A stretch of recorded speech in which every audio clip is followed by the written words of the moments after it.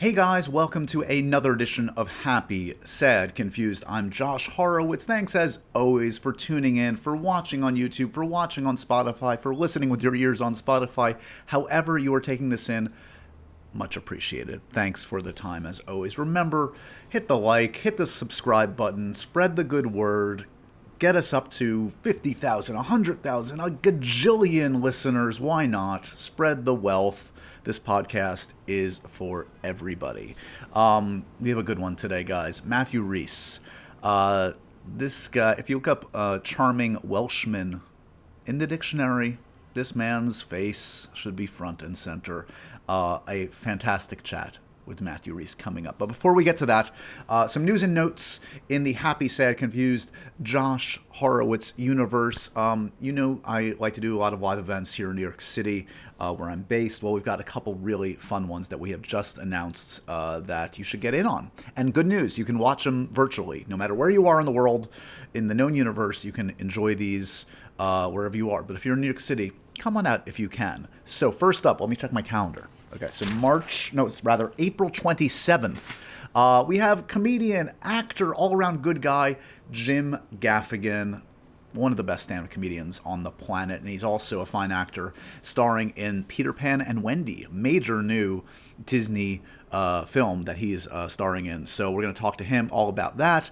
His stand-up career, his acting career, anything and everything. Sure to be a fantastic time at 92NY. Get in on that while you can. And then a big one, wrestling fans, movie fans, TV fans, John Cena, May 15th. We're talking Fast X, we're talking everything. Peacemaker, the wrestling career, the acting career, anything that pops into my brain.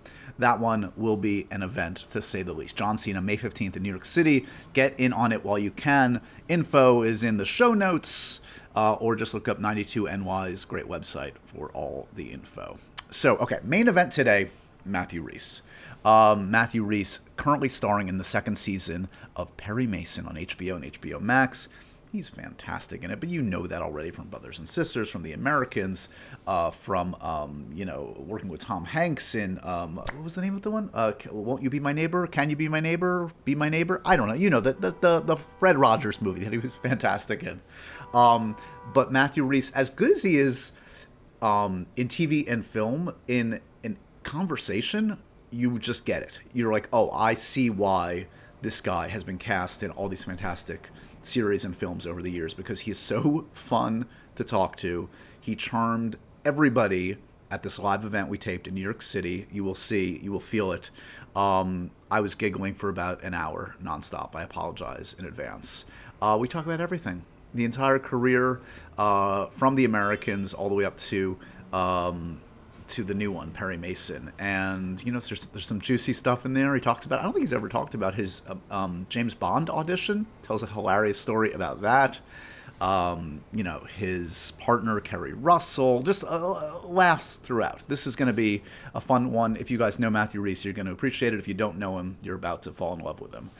Remember, review, rate, and subscribe to Happy, Sad, Confused. Spread the good word. And yeah, without any further ado, let's get right into it. This is a live event you're going to experience. It was live at the time. I mean, every event is live when you get right down to it, if we're getting a little existential.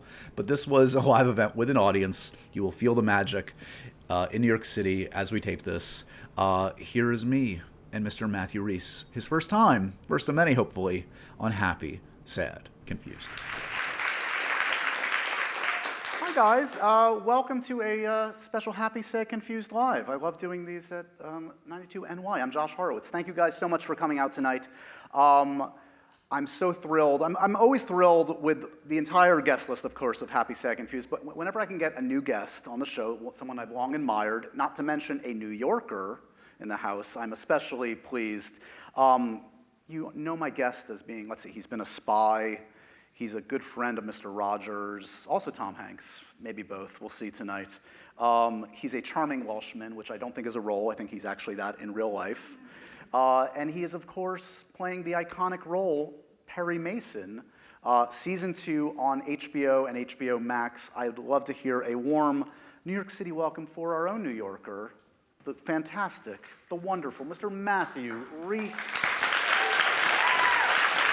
Look at this. Oh, yeah. Look at this. Thanks. You should think of that as a topical anesthetic. This is to smooth over. To ease your pain for the next few minutes. Really, truly, you've just soared to the top of my guest list by bringing booze Well, with no, you. no, let's be fair. You did bring it. I insisted to bring it out. I was like, that won't do. We'll have to bring the bottle. Shall we sample? Just to Yes, get this off to a good start? Let's cheers to these wonderful people who came out tonight. Thank you, folks. Yeah, kid. Ooh. So this is my first Welsh whiskey, I believe. Yes. Doesn't it taste like home? Well, someone's home. Yeah, yes. Like a damp Sunday afternoon. Is booze just in the blood out there? Yes, that and close part harmony singing. That's it. One leads to the other. Did we get a good brand? I'm not like trying to shill for this brand. No, is this you the did. Right one? You got the only brand, but no, you did. It's a great whiskey that I love and hold dear to my heart. Okay. We're going to try and drain the bottle tonight if we can. We'll see if we can make our way to the bottom. So I mentioned the fact that you are a New Yorker. You've been a New Yorker for some time. How did that happen? How did the pride of Wales become a New Yorker, Matthew Rhys? Like most things in my life, by mistake, through default. Because I'd been in a place called Los Angeles for quite a few years, and I thought, you know what, I don't think this is for me. It's a little transient. I feel like I've been on vacation for many years, and it's time I left. And then I was literally packing up to go back to London after about 7 years in LA, and I got a call saying, would you like to do an off-Broadway show with Adam Driver, a play, Look Back in Anger? And it was it was a play that meant a lot to me because I'd seen Richard Burton play that part on film in my early years, and it was a kind of seminal performance for me, so I said, yes, absolutely. God, we're really getting to the long answer here. No, then, I was going to get to the play anyway, so perfect. Well, Let's do it. lo and behold, I'm doing this play. I'm going to drink while you talk. Okay. Off-Broadway, yes, this is a long story. Off-Broadway with Adam Driver. He tells me, he goes, I've just done a pilot for this thing called Girls. I was like, what's that about? And he told me, he was like, that'll never take off. So then one night, a casting director came backstage and she said, I was meant to go and see something on Broadway. They messed up my tickets. I saw this on, I came to see it. I have this project called The Americans. Do you want to come in and read for it? And I was like, yeah, okay. And I went in and it changed my life. Yeah. And here I am, a New Yorker.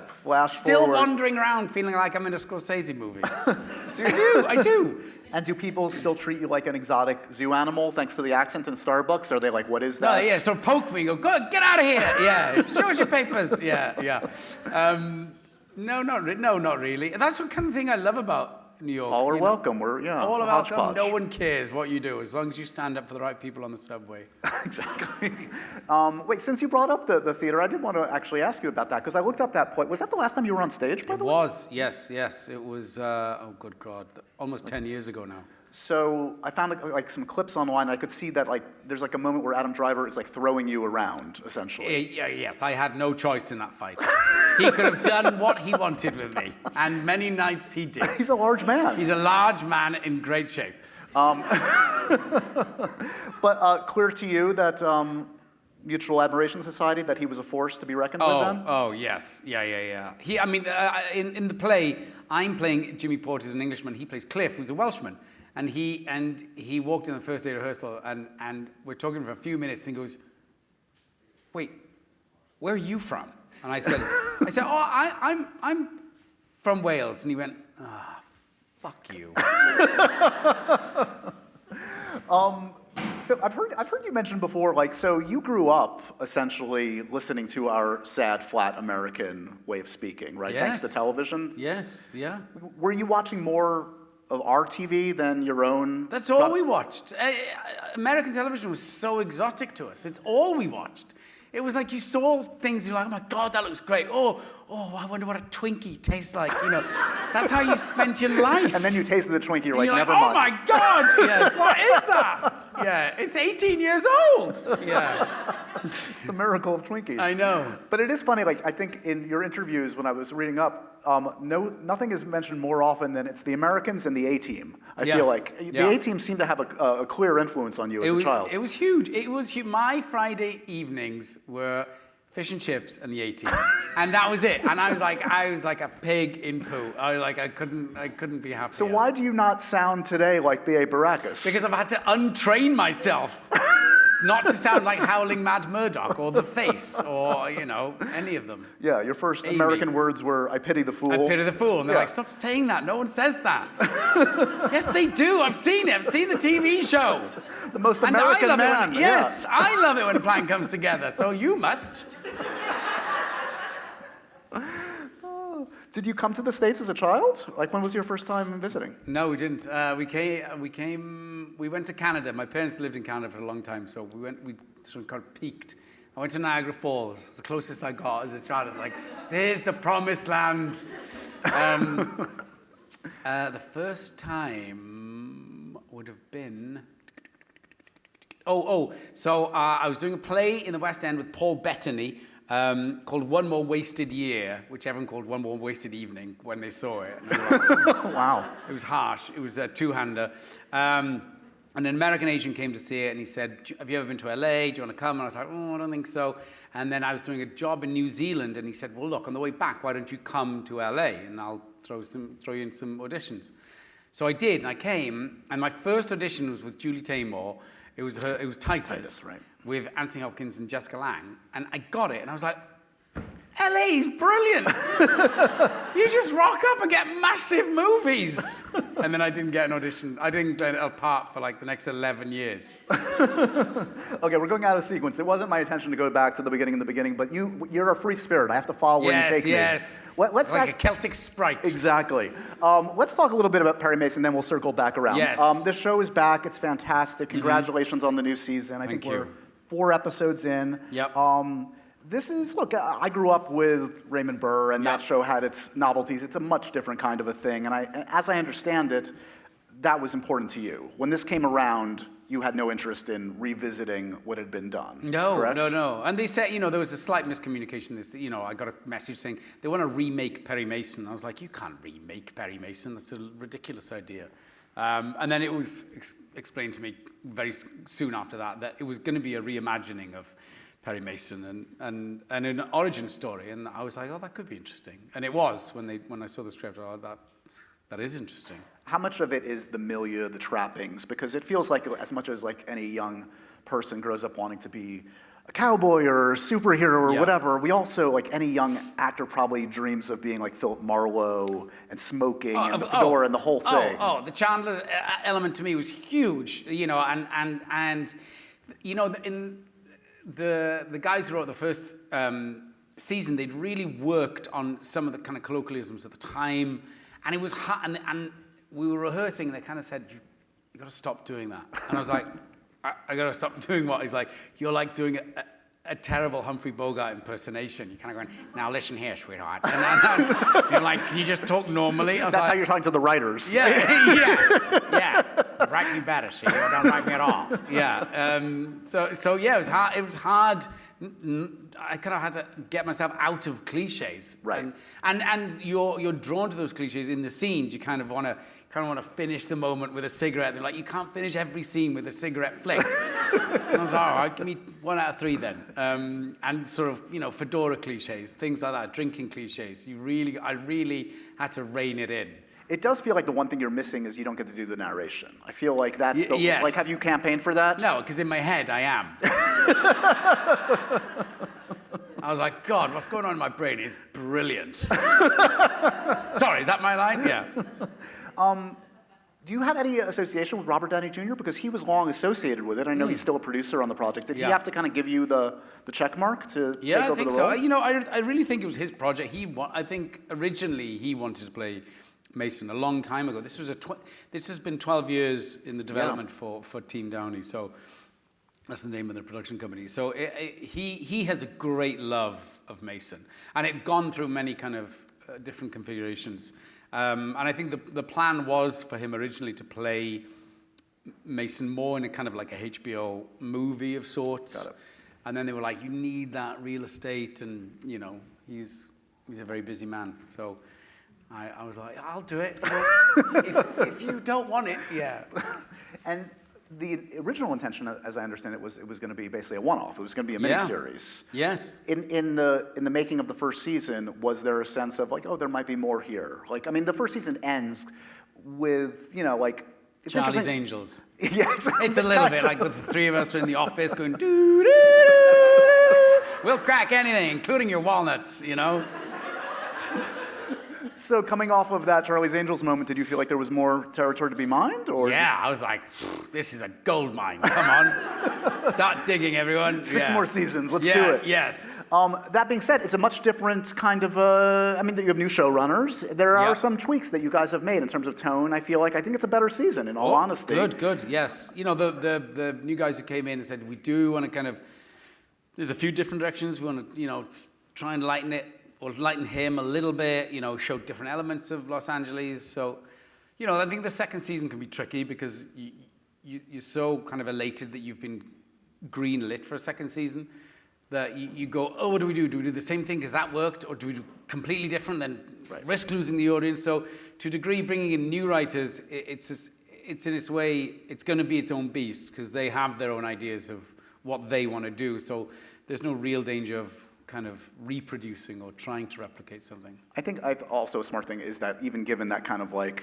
ending of the first season, he's still, as I've watched the first 4 episodes, he's haunted by the past, he's damaged, he's got a bit of imposter syndrome a bit. Yeah. It's like any working actor. Yeah. And then there's the role. And then there's yes. Yeah. But you're a producer on this. Yes. Do you... I sit at those meetings like this. Talking about imposter syndrome. They're like, what do you think? I'm like, I don't know. But does it feel like do you want to have is that your first experience producing your own work in this way? And how involved do you like or want to get? No, you know, Susan Downey, Robert's wife, is kind of the lead producer on it. She's been incredibly inclusive, and she's like, okay, now you have to sit at the table and, you know, you have to have an opinion. Bring some answers and figure it out. And I've loved that. I've loved being part of those conversations very early on about where the story went. You know, character arcs for you know the whole cast, and then being involved in the crewing of it. You know, finding DPs in the casting. The casting process is just heartbreaking and terrifying because you've been there so many times. Were you in on auditions? Or, yes, oh, wow. Just going, you know, it's just seeing when the nerves get too much, or it's, oh my God, it never ends, that hamster wheel of death. Have you now spent more time in a fake courtroom or a real courtroom in your life? I'm starting it's very even. I'm almost been more in the fake courtroom than the real one. Is there a mugshot out there that exists in Matthew Rhys? Oh, yes, drunk and disorderly, yes. Really? Yeah, number of breaches of the law.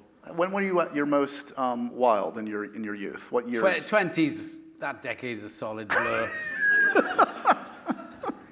Some hazy moments. Was that coinciding with career success suicide? Career suicide. Sorry, success. Look, okay, let's talk career. You went to RADA, so Yep. so coming out of RADA, did you think I got this made? You're like, I went to the Royal Academy. Where's my job?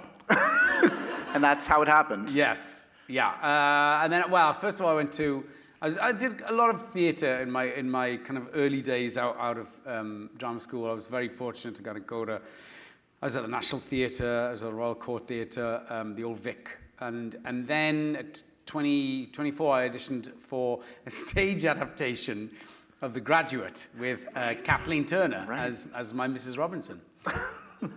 Not an intimidating force of nature, Kathleen Turner. Incredibly intimidating. In the kind of the best way, like just this powerhouse Hollywood icon, smoked, drank me under the table. And we're of similar age. I mean, you grew up with those films, Romancing the Stone, Body Heat, all of that, I'm sure. I was a mess. In rehearsals, I was a mess, a solid mess. And I remember, like, it was day 2 or 3, and there's this moment where Benjamin kisses, Mrs. Robinson, and I had to I was like, hang on, we haven't spoken about rehearsal etiquette. Like, do you kiss? Do I just lunge in? And So I kind of go up to her and not kiss, and she goes, stop, what are you doing? I was like, and she's like, just kiss me. And I was like, oh, no, it's okay, I'm sorry. I'm just a little bit. She went, come outside. And we went out, she took me out the corridor, and she just went, kiss me. And I went, no, I swear, I'm so sorry. I just got a bit nervous. We hadn't talked about it. I don't know what to do. She's like, kiss me. I was like, oh, okay, I will. Let's just go back. And she went, kiss me. And I went, oh. And then just kind of had this total out-of-body moment. I was like, I'm in a corridor of a school, because we were using like one of their halls, and I'm kissing Kathleen Turner on the mouth. Things I thought I never would have told my 12-year-old self. So that's around, by my math, that's around 2000, I believe. Yes, exactly. And you mentioned around this time also is when you do Titus, this amazing film directed by Julie Taymor, fellow Welsh actor, the great Anthony Hopkins. Yeah. Does he take you under his wing a little bit as a fellow Welshman? Yes, yeah. I remember this kind of moment where he kind of brought me into the trailer and put on a pot of coffee and just kind of imparted some of his wisdoms, which were kind of very simple. And he's like, just do the basics, learn your words, know them inside out. I've heard him speak of that. He's kind of like strips all the artifice, like the bullshit out of the way. It's just like... if you know your words inside out, it's he says, the most liberating thing you can do. When you see him in The Father, you kind of see it. Like he dances so, the fluidity is mesmerizing, because he's not thinking about saying the words. They're in his body. Yeah. And that's very big for him. And he's like, know your words, be early. Be bold, and greater gods will come to your aid. I mean, there's not a false note that comes out of that man's body. No. So, I mean, as you mentioned, there does seem to be a bit of a fallow period leading before Brothers and Sisters, which is arguably the one that really changes your career. Yeah. So, in those intermittent years, was there the role you had pinned all your hopes and dreams on? Like, looking back, was there something like an audition that like you thought you had nailed that didn't come to pass? There was a film, Anton Fuqua film of King Arthur, that I was desperate to do, and my roommate got it. He played Griffith, Johan right? Griffith, who's a fantastic actor. And we grew up together in Wales, and he went to RAD as well. And we were both like, have you seen the script for King Arthur? I was like, yeah. And we were both desperate to get it, and he got it, and it was amazing. But I was like, oh, that's the one I really, really wanted. And then I was a year out of work after Titus and the Graduate. I couldn't catch a cold. So you had a series of well-known Welsh roommates. You also lived with Michael Sheen for a time. Yeah. That seems like a dangerous pair. That was the whole. Like I said, it was the messy 20s, or the roaring 20s, as we called it. Forget the wine show. That's the reality show that the camera should have been on. Oh, I dread to think we wouldn't be. We wouldn't. Yeah. Who was the better roommate? Who was messier? Who had their shit together more or worse? They're both pretty similar. Like they can both go hard, and then when they need to like turn the switches, it goes on. They're both very similar in that way. I wouldn't pit one against the other. Fair enough. Okay, so let's talk Little Brothers and Sisters, because that's a big moment in the career, and it lasts for several years. Yes. And it must have been like your first experience with like fandom too, to a degree. With like, I mean, this wasn't Friends, but it had its core devoted audience to this day, I'm sure. Yes. It was actually the last episode of Columbo that took me to Brothers and Sisters. Right. Because I got this little BBC job with Bob Hoskins, James Fox, and Peter Falk of Columbo, and at the very last day, he said, I'm going to do one last Columbo. You want to be in it? And I just thought, oh, he's lying. He was like, yeah, of course. I went, sure, I'd love to. He's like, I'd like you to play the murderer. And I was like, mm-hmm. And then like 3 to 4 weeks later, my agent called. He went, I've just spoken with Peter Falk, Columbo. And I was like, yeah. He goes, he wants you to come to LA to play a villain, a murderer in a Columbo TV movie. And I was like, he's true to his word.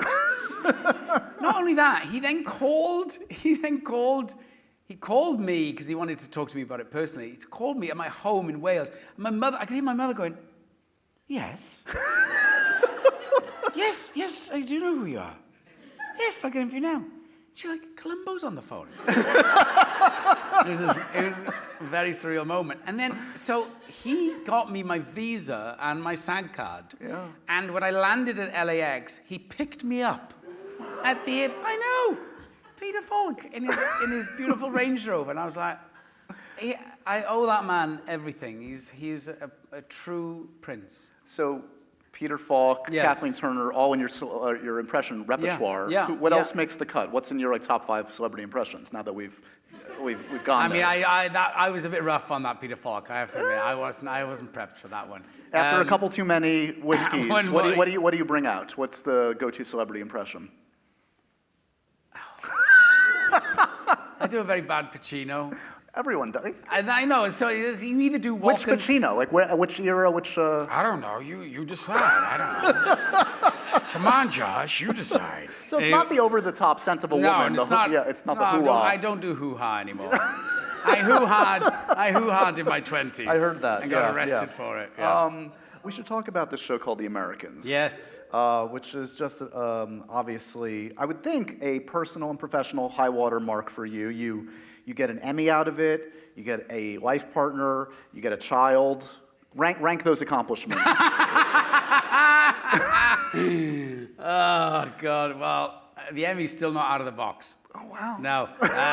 You seemed very comfortable accepting that Emmy. I watched your speech. You seemed so chill. Like, Oh, I've never been more like that kind of overwhelming blind panic where you can feel your body shaking because you look out and everyone is famous and you just go, and there's a jumbotron. You stand there and the jumbotron goes 45, 44, 43. So you go, and so I forget a whole host of people. And then when it goes to 0, they just flash. Stop talking. Stop talking. Don't talk. Don't talk. And you're going, so it's awful. is it true that Carrie said not to propose during the speech? Did she warn you not to do that? No, I sort of made that bit up. Okay. Yeah, I was like, I'm trying to get a comedy element in. So in retrospect, like, did you chemistry read with Carrie for Yes. that? Yeah. So that's bizarre to think. You were chemistry reading with your future Yeah. partner. Yes, yeah. to see if you had something. About three times. And we did this same scene, which is in the pilot, where she slaps me. And the first time, Joe Weisberg, who created the series, former CIA intelligence officer, he said, well, one of the reasons got you the part was when she slapped you that first time, you didn't react. And I was like, because I had no idea it was coming. She wound that thing up from the week before, and it hit me. And I was like, that's why I wasn't reacting. It wasn't because I was like I'm tough in any way. I was just like, I can't feel my teeth. It seems like a show. Yeah, drink up, please. The Yes. hard questions are coming. Painful memories.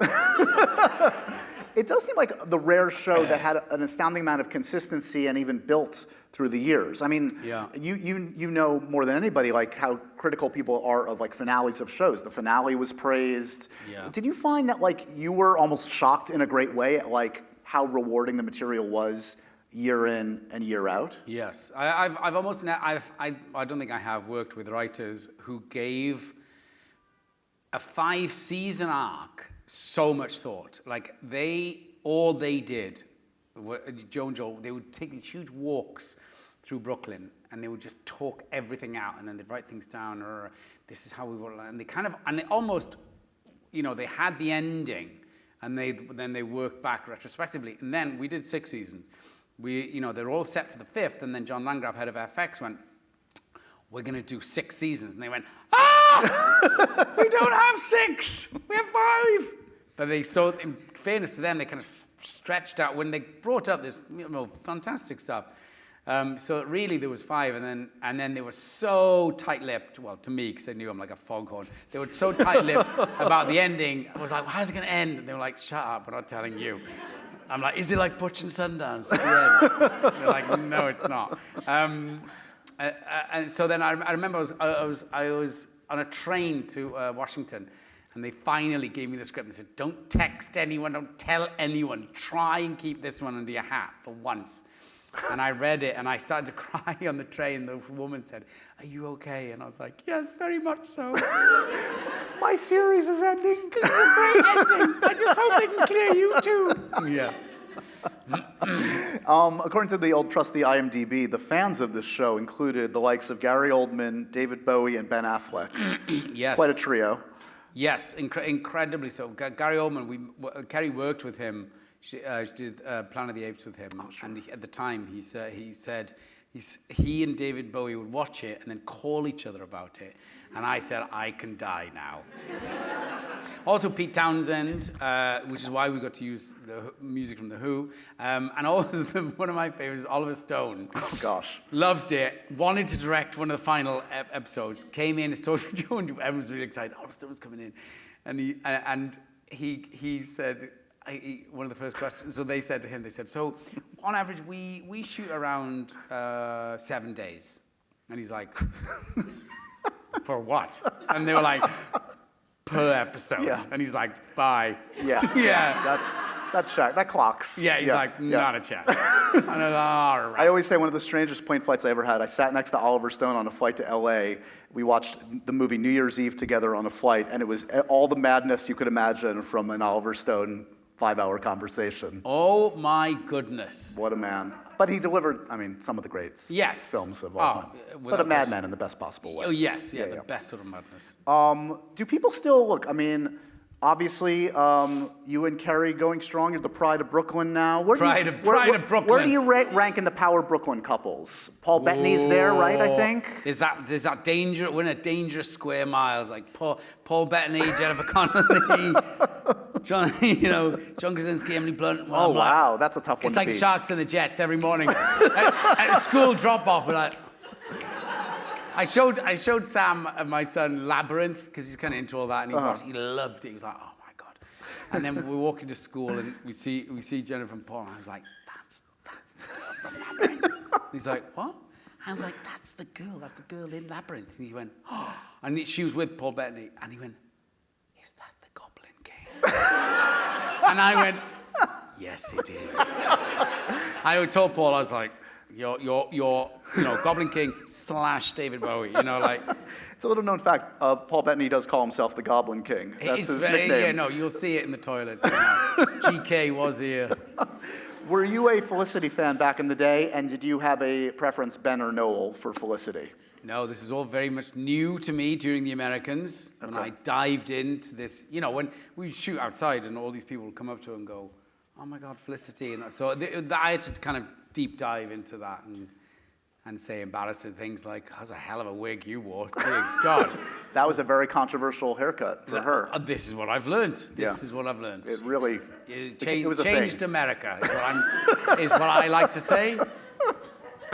You weaseled your way into one of her works. Weaseled is correct. A great works, the unlikely hit, maybe not unlikely. I just watched it the other day. Cocaine Bear, ladies and gentlemen. Matthew Rhys appears. I like to doff my hat to Universal, who just went, let's take a bit of a swing on this. Yeah. Let's take a movie called Cocaine Bear and see how it does. And hats off to Elizabeth Banks. She did the time and the money she had for that movie. She pulled out a conjuring trick. It's a crazy movie, and you kind of set the tone. Not to ruin anything I like for you to think guys. that I do. I like to think that I do. In fairness, that guy needs his own prequel. Oh, yeah. Because Andrew Thornton III, if you read his Wikipedia page, you just go, holy God, how does he not have a TV series of his own? The dance moves on that all plane. All my own stunts. Is that you in the club? Is that what it looks like? That's what it used to be like, bit of Elvis circa, Las Vegas Elvis kung fu moves. Thank you for mentioning Elvis. We didn't go back all the way. This man was Elvis when he was, 17? He's 17 years old. Before Austin Butler did his thing. Yes, pre-Butler. Yeah. Yeah. What was your Elvis like? What was your interpretation? Oh, it was pelvis heavy. It was all in the hips. Was this a school production? School production. It was what kind of tipped me into the Royal Academy. I was just like, this is the life for me. Yeah, it was kind of, 17. I played him from 17 to, Vegas jumpsuit. I was like, it was a gamut. It was a stretch. Does that, in relative seriousness, does that give you a different perspective when you watch the movie Elvis? Or are you like, oh wait, I went through that to a degree? I won't watch that movie. I won't watch that movie. Too close to home? Too close. It's too close to my heart. Stole your part. Yeah. You auditioned for it, When I heard Baz Luhrmann was making it, I was like, this is it. This is my chance. And my agent was like, Tom Hanks is playing Colonel Tom, son. I was like, oh, wait, what? Yeah. It was like the moment where, like, because I'm obsessed with Jaws, and he's like, my agent was like, I got good news. He's like, what? They're going to make the movie of the SS Indianapolis, the speech that Quint in Jaws says about delivering the bomb. That, and I was like, oh my God, amazing. He goes, so I want to put you up for the old captain. I went, no, the young sailor. I was like, the young... what do you mean the old captain? I want to try out for young Quint. He goes, exactly. He's called young Quint. He goes, you're older now than when Robert Shaw made Jaws. Oh, that's I was like, what? To be fair, Robert Shaw had a lot of hard living. That's what I said. I said Robert Shaw looks about 65 in that. I could play young Robert Shaw. Hello? Hello? Bastard! Yeah. I mean, with the way, how high your voice just went, I think you could play a child. You see? I've always said my range is massive. No one believes me. Do you... you want me to pour some more? Oh, I'm so sorry. Yes. Do you resent... Everyone, yes. Working actors. Yeah, let's get to the real stuff. Yeah, come on. Kerry's been in a Star Wars movie, a Mission Impossible movie. Yes. Where's your big franchise, I'm buddy? still waiting. I mean, look how many franchises are out there. And she's done Planet of the Apes, now that I think about it. She's done all of them. She's done every. There's no. Yes, I'm going to. Where do you fit in? Is it Fast and the Furious? What's your franchise? What do you want? I'm literally like this. I'll take any franchise. I'll do any franchise at this point. I'm not proud. Have you auditioned for a superhero? Have you? What's the most embarrassing audition story you can give me? Don't go all the way back to King Arthur. Give me something. What do you got? So one of my after I did Titus and I went back to LA thinking, right, I'll just get another big, Hollywood film. It's great. So nothing. But so we would go back for pilot season every year. And then one year, Sylvester Stallone was producing a pilot. And I went in, and when you do it for network, you do about 7 or 8 auditions for different producers, and it gets crazy. And then, so you're going to network, which is when you're in front of all the network producers. So everyone gets very stressed out. And you work with a casting director, you work with an acting coach. There's about 4 or 5 of you left, and you working for an afternoon. And then they were like, Sylvester's gonna come in and talk to you. You're like, oh my God, Rocky's coming in. And he came in one at a time, to speak individually with us. And so I've done all this work. It's very, very, very quiet, kind of, contemplative piece, and very understated and subtle. And he comes in, he's looking at my resume, he's like, you do theater? And I'm like, yeah, I do. He goes, let me hear you shout at her. And I was like, yes, I could shout at her. It's not quite the piece. He's like, use your lungs, shout at her, right? So then, and this is literally just before you go into auditions. So now I'm like, what do I do? He's the producer who's told me what to do. I've rehearsed it one way. So I go in, and when you just half-ass 2 things in your mind at the same time, and then your third eye's going, this is terrible. And you can slightly see Stallone kind of going, you're not really shouting. And then you can see all the other acting people going, what's he doing? This isn't what we rehearsed. And it was a very important Hollywood story for me. The worst audition was having to audition to play, we call them pot noodles in the UK. Okay. It's like, instant noodles. Uh-huh. They're like, you're a pot of noodles. And you're like, what? How do you, you're like a crazy pot of noodles. You're like, oh my God. That was the most demeaning moment of my life. Did you, before tonight? This ranks highly. Yeah. Did you have to audition for Spielberg? You were in the post. No. Well, Spielberg was a producer on... that was another weird moment. He was one of the producers on The Americans, and he said, come in and have a meeting. I'm going to talk about this movie I'm doing called The Post with Tom Hanks and Meryl Streep. And you're like, oh. So he's telling me all about this part, Danny Ellsberg, and then right in the middle of the meeting, he just goes like this. He goes, anyway, I want you to play the part, right? And I had that moment where I go, I'm not sure if he said, I want you to play the part, right? So I can't go, I'm so sorry, Mr. Spielberg, could you say that again, right? So I'm sitting there going, and these 2 producers next to him kind of going, oh, he doesn't seem that happy about it, because I'm just like this. And then he finishes it, and I go, oh, thanks very much, thanks, bye. And I walk out, with the producer walks me out, she goes, is everything okay? And I was like, did he say he wants me to? She goes, yes! And I went, oh! That was my moment to stand up and cry and hug him and do the speech from Jaws. And then he was like, are you looking for a young Quint? Like, yeah. He's like, stop doing it, it's Quint, what are you doing? Y'all know me, know how I make a living, yeah. Why Jaws? I mean, this is a stupid question. Why Jaws? Jaws is a perfect movie. I don't know. It was just one of those movies that just catches you. You go, oh my God. It's like one of those, it's just one of those visceral moments when I was young and you see a movie that you can't quite believe, that it moves you in such a way, you're going, oh my God, what's going to happen next? It's like, to me, the perfect movie. And it's just stayed with me in that way. It's one of those rare, that and The Princess Bride, if it's on TV, yeah. If they're on TV, you're like, right, that's it, cancel everything, we're in. It is a short list of perfect movies. Those two are on the list. Yeah. They are. There's no fat on the bone. It's perfect, right? Yeah. Every scene is perfect. I'm very proud. My 6-year-old has started going, see? The cliffs of insanity! And saying things like, inconceivable. And I'm like, don't be an actor. Yeah. Is it true you speak to your child in Welsh? It is, yeah. I was raised as a first language Welsh speaker. And it's a big, I think, it is a big deal in Wales. It was a threatened language, right. and our parents really fought in the 80s for it to be recognized as an official language, even though it's one of the oldest in Europe.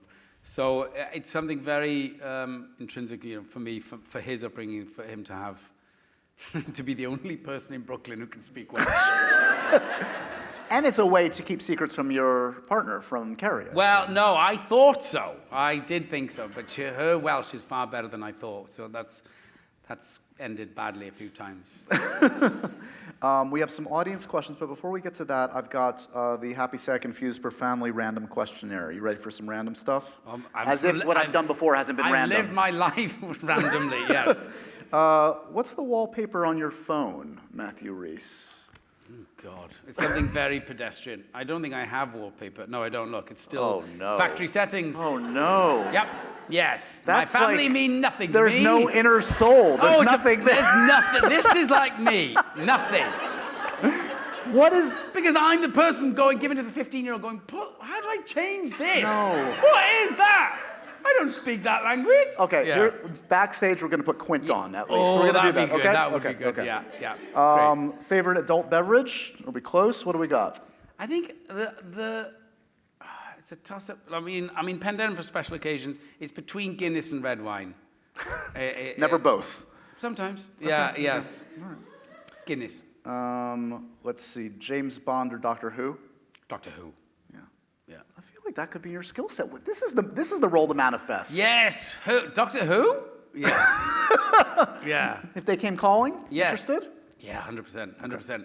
I did audition, before Daniel Craig, a number of us were invited to interview the Broccolis, and I was invited to go in the Broccoli offices, which look out over Hyde Park. Unbelievable. We were told to put on a nice dark suit and to read Casino Royale. And so in I go, like everyone is outside just like, oh my God, this is the life-changing audition. And I go and I sit down, and the first question is like, what would you do differently with James Bond? And I went, huh? I was like, that question hadn't even crossed my mind because I thought, it's a trick question. Right. If we say something very different, they were like,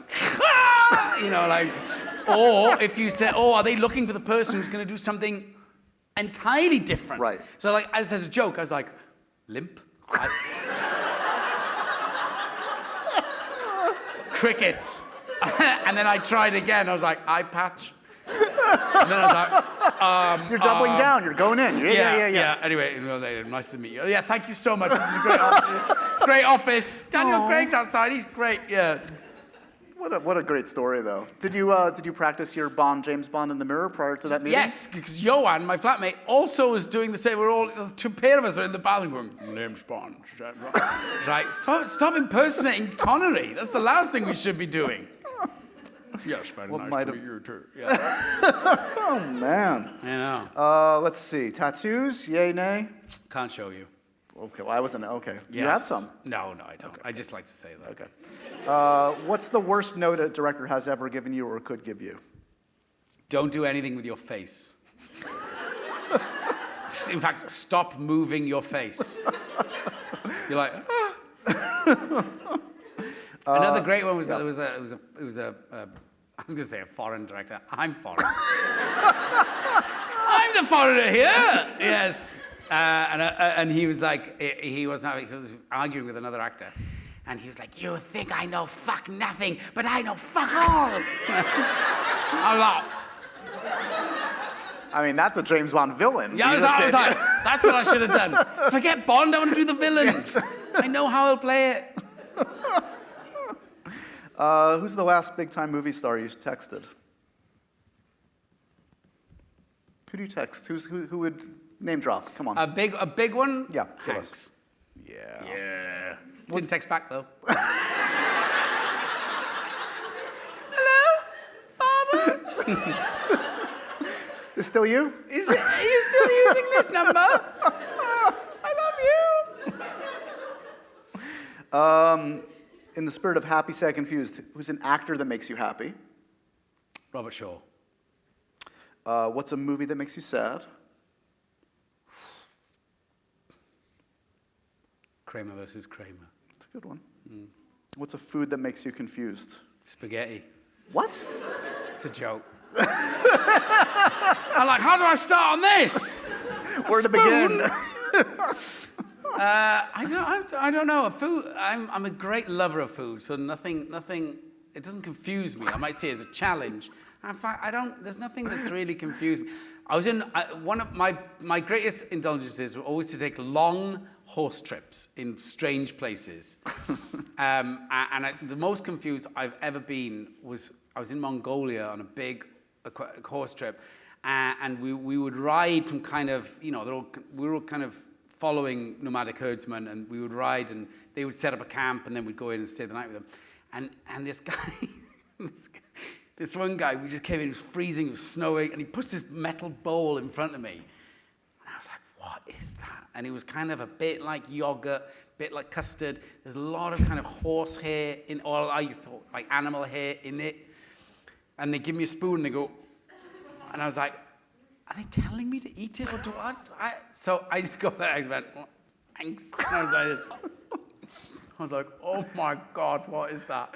And then they're like, go, and they're like, I was like, is it milk? Is it curdled milk? And they were like, and then they explained to me, it was like the first milk, when a cow calves, they take the first milk and they let it set, and then they just kind of eat it like a custard, except there was so much hair in it. I was like, oh. And then I followed it with maize milk, arak, maize milk. That was a tough day. Yeah. Yeah. And then a warm beer. They gave me a warm beer. Oof. Bless them. They were so hospitable. They warmed the beer. I was like, I was washing it down with like a hot Heineken going. Some audience questions. Aaron wants to know, when reading a pilot script, what do you look for on the page? What do you respond to? Oh, very, very. First thing, where does it shoot? When does it shoot? Yeah, no. What do I look for on the title page?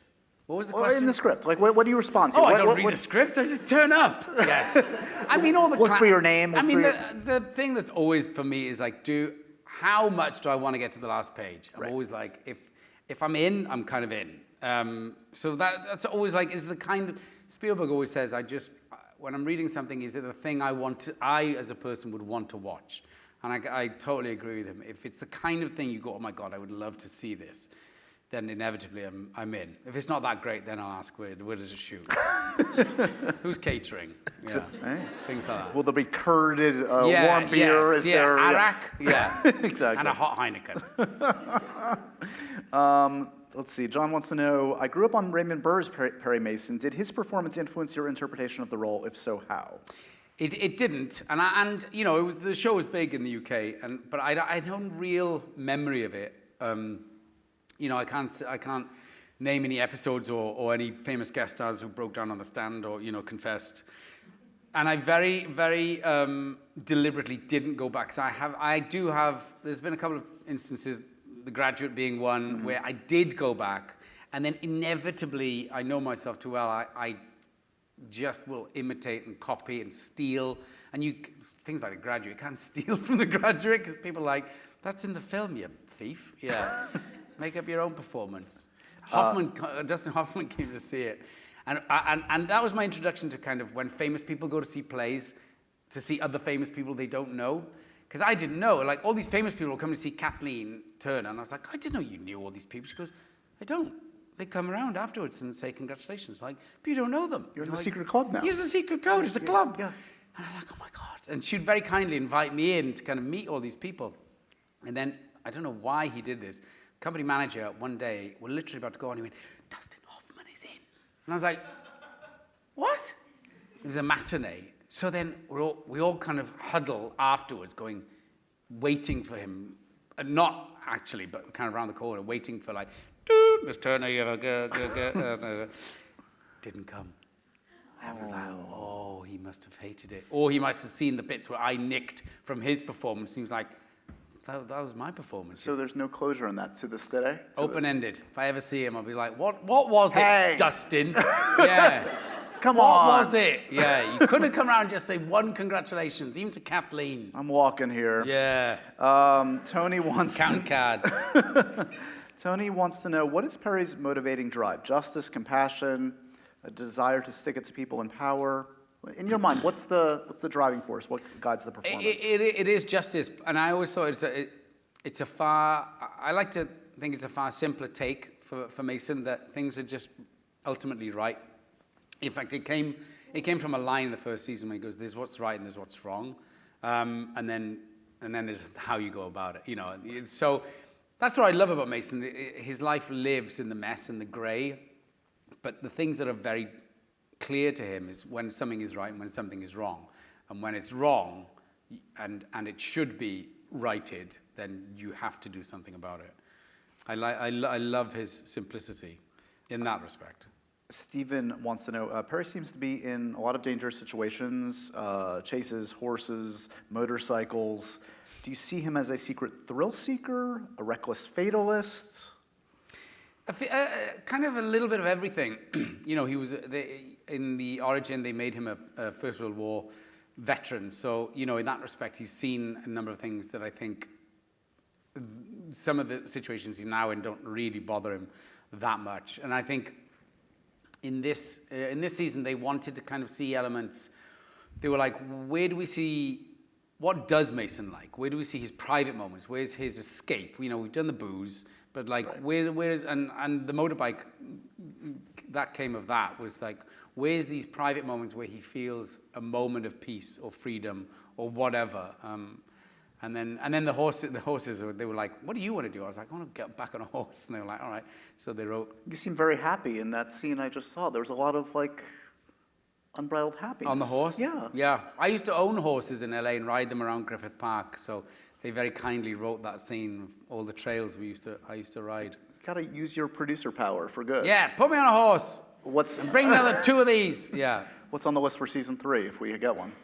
We don't know. So we wait now until all 8 have aired, and then the numbers come in, and then, you know, the calculators come out, and they see whether it's worth making a 3rd season. Right. And I want to mention Extrapolations, which is a series that is important on a number of levels, because my wife's here, who works at an environmental group, and it's obviously, I don't want to spoil anything, but he has a memorable, pivotal role in the series.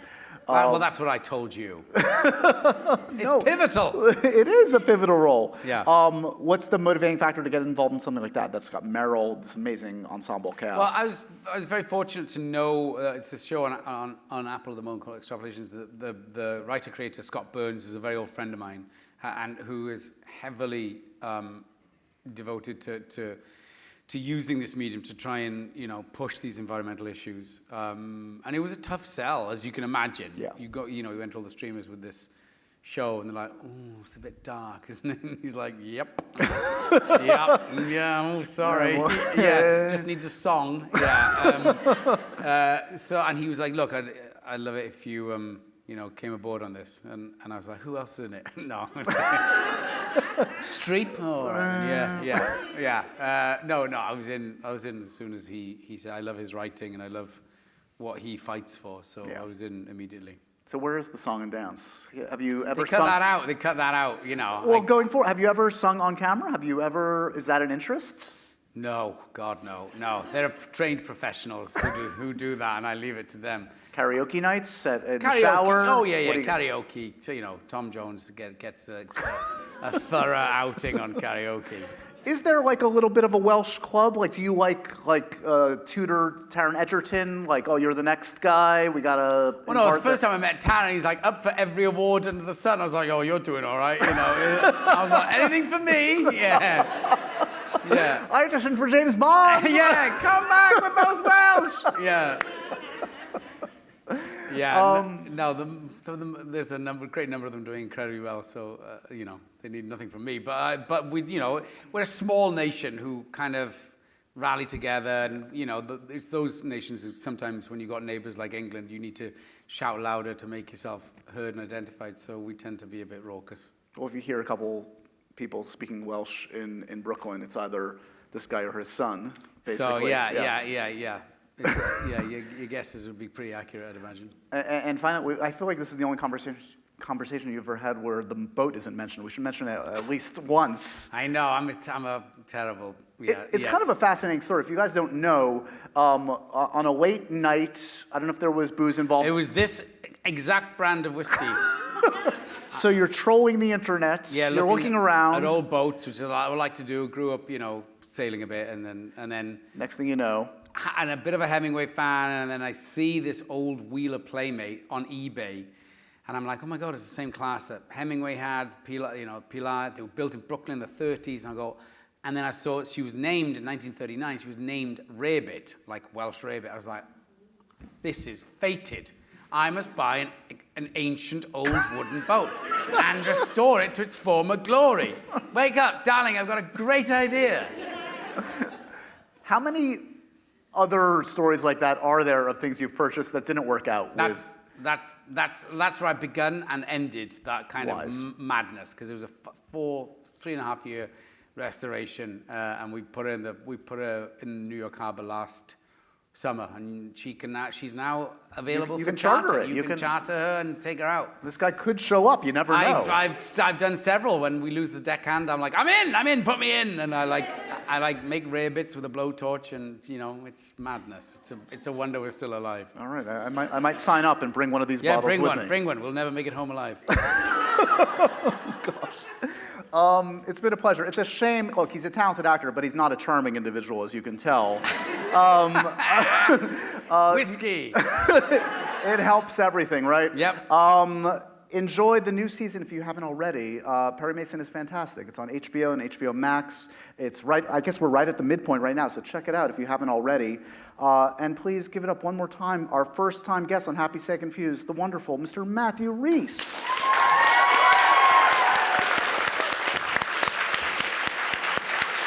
We did it. Cheers. Cheers.